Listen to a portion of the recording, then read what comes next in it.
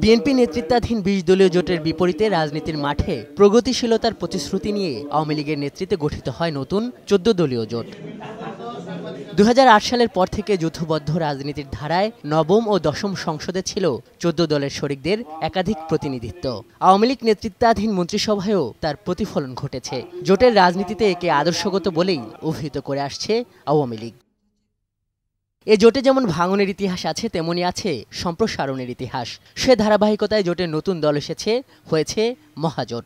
২০১৪ সালের বিএনপিবিহীন নির্বাচনে একই সঙ্গে সরকার ও বিরোধী দলে থেকে মহাজোটের অন্যতম শরিক জাতীয় পার্টিও ছিল আলোচনায়।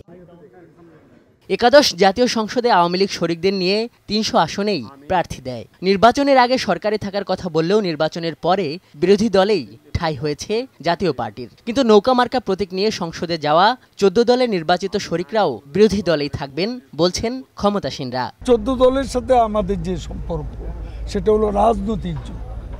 কাজে রাজনৈতিক জোট আমাদের থাকবেই, ১৪ দল থাকবে। সংসদে তারা বিরোধী দলেরা আসনে বসলে এবং দায়িত্বশীল বিরোধিতা যদি তারা করেন, সেটা সরকারের জন্য ভালো, তাদের জন্য ভালো। সব মিলিয়ে গেল ১০ বছরের রাজনীতিতে এবারই প্রথম শরিকদের ছাড়া সরকার পরিচালনা করতে যাচ্ছে ক্ষমতাসীন আওয়ামী লীগ।